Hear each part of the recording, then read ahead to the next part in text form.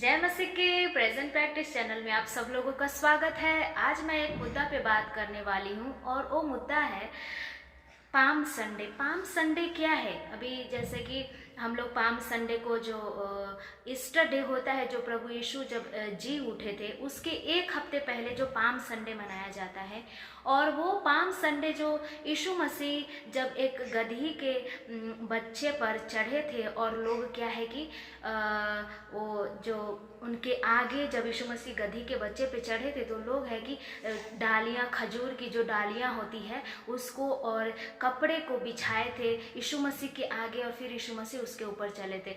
तो बहुत लोग बोलते हैं कि पाम संडे यही है बस कि एक खजूर का क्रॉस बना लो। बहुत ऐसे रैली भी निकलते हैं जगह जगह पे जो यीशु मसीह का यादगार के लिए, कि जैसे कि यीशु मसीह ने मरने के एक हफ्ते पहले ऐसे पर्व को मनाया था जो यीशु मसीह डंकी पे जो जिसको बोलते हैं गधे के ऊपर चढ़े थे और इसी के लिए पाम संडे मनाते हैं। लेकिन मैं आपको आज एक बहुत अच्छे तरीके से बताऊंगी कि पाम संडे आखिर होता क्या है, क्यों पाम संडे मनाते हैं।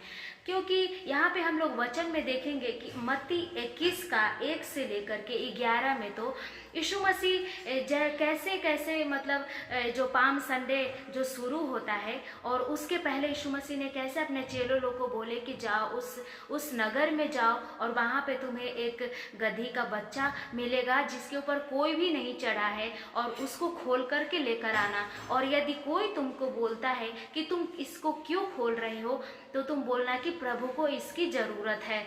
और उसके बाद क्या होता है कि चेले लोग वैसे ही जाते हैं और जैसे वो खोलने लगते हैं तो लोग जो है वो पूछता है कि तुम क्यों इस गधे के बच्चे को खोल रहे हो।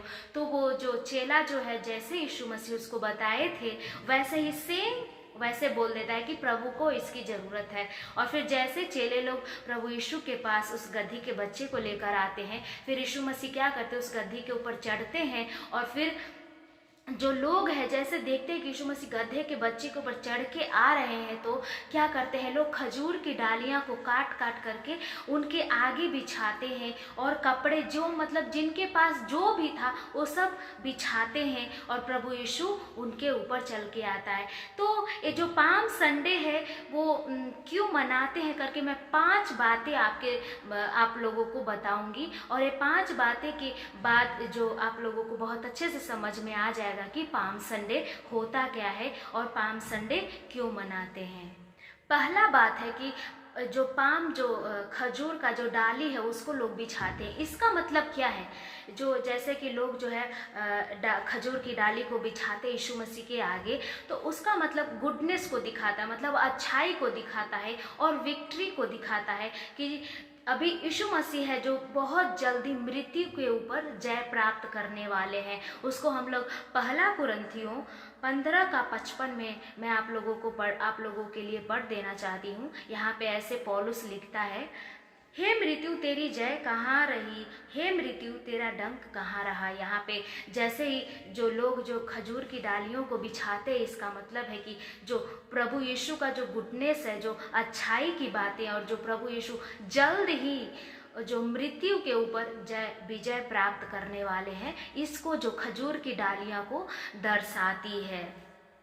और दूसरी बात जो है, जो पाम संडे हम लोग क्यों मनाते हैं, दूसरी बात यहाँ पे जो पहला बात है कि जो डालियाँ को दर्शाता है उसका मतलब हो गया कि गुडनेस और प्रभु यीशु जल्दी मृत्यु के ऊपर जय प्राप्त करने वाले हैं। और दूसरा हम लोग यहाँ पे जो गधी के बच्चे को दर्शाता है उसका मतलब होता है पीस। पीस मतलब शांति, और जो शांति का मतलब कि प्रभु यीशु जो है वो हमारे लिए शांति को लेकर आते हैं। उसको हम लोग एक वचन में आप लोगों के सामने रख देना चाहती हूँ। जकरिया 9:9 में ऐसा लिखा हुआ है, हे सियोन बहुत ही मगन हो, हे यरूशलेम जय जयकार कर, क्योंकि तेरा राजा तेरे पास आएगा। वह धर्मी और उद्धार पाया हुआ है, वह दीन है और गधे पर वरन गधे के बच्चे पर चढ़ा हुआ आएगा। यहाँ पे यीशु मसीह के बारे में पहले ही जो भविष्यद्वक्ता लोग थे वो लोग पहले भविष्यवाणी कर दिए थे कि हे यरूशलेम मगन हो। यरूशलेम मतलब जो हम लोग हैं वो मगन होना है, क्योंकि हमारा जो राजा है, जो शांति का राजा है, वो गधे के बच्चे पर आता है। तो यहाँ पे दूसरा पॉइंट जो है क्या है कि डंकी मतलब गधे का बच्चा का मतलब होता है कि प्रभु यीशु हमारे लिए शांति को लेकर के आते हैं। और तीसरी बात हम लोग यहाँ पे देखते हैं कि जो लोगों ने क्या है कि होशाना दाऊद की संतान होशाना करके यहाँ पे लिखा हुआ है। मैं आप लोगों के लिए वचन को पढ़ देना चाहती हूँ। मत्ती 21:9 में ऐसे लोगों ने प्रभु यीशु को देख करके ऐसे चिल्लाए, जो भीड़ आगे आगे जाती और पीछे पीछे चली आती थी, पुकार पुकार कर कहती थी, दाऊद के संतान को होशाना, धन्य है वह जो प्रभु के नाम से आता है, आकाश में होशाना। यहाँ पे होशाना जो लोग चिल्ला रहे हैं वो हम लोग धरती के अनुसार यदि सोचेंगे तो वो लोग क्या है कि वो लोग ऐसे होशाना मतलब ऐसे चिल्ला रहे कि अभी मुझे बचाइए प्रभु, मुझे बचाइए। लेकिन जो प्रभु है, जो हमारा जो आगे का सोचने वाला प्रभु है, वो जानता है कि लोग मुझे क्यों ऐसे चिल्ला रहे, क्योंकि मैं उनको बचाऊंगा। और प्रभु यीशु जो इस धरती के जैसा नहीं सोचते, वो हमारा स्वर्गीय पिता है, हमारे आगे का हमेशा सोचता है। और प्रभु ऐसा सोचते हैं, तुम अभी इतना दुख में हो, मैं तुम्हें ज़रूर बचाऊंगा। और प्रभु यीशु जो है, परमेश्वर जो है, हमारे लिए जैसा लोग चिल्लाए होशाना प्रभु दाऊद की संतान, तो इसका मतलब होता है कि प्रभु मुझे अभी बचाइए। और चौथी बात हम लोग देखेंगे, चौथी बात में यहाँ पे ये दर्शाता है कि जैसे यीशु मसीह यरूशलेम में प्रवेश करते हैं तो वो यरूशलेम की दशा को देख करके बहुत रोते हैं। यहाँ पे हम लोग देखते हैं लूका 19:41 से लेकर के 44 तक मैं आप लोगों के लिए पढ़ देना चाहती हूँ।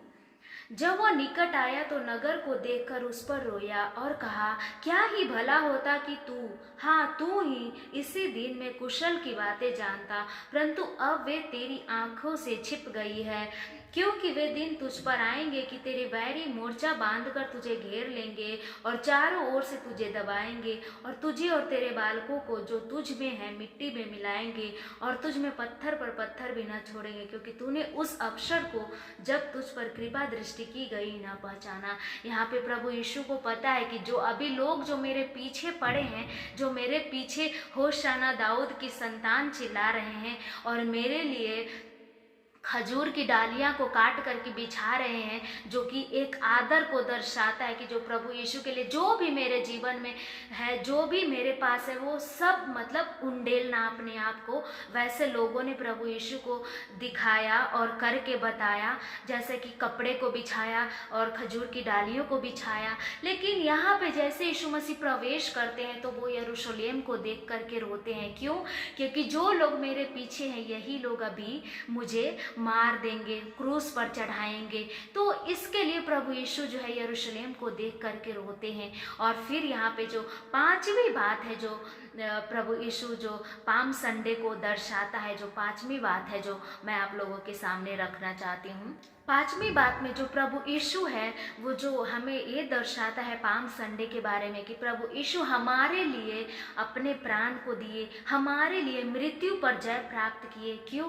ताकि वो हमें बचा सके, हमारे लिए अपने लहू को बहाए। हमारे लिए प्रभु पिता परमेश्वर ने अपने प्रिय पुत्र को भी नहीं छोड़ा। क्यों? क्योंकि वो हमसे प्रेम करते हैं। तो ये जो पाम संडे है जो यही दर्शाता है कि प्रभु यीशु ने बिना स्वार्थ के हमारे लिए अपने प्राण को दिया।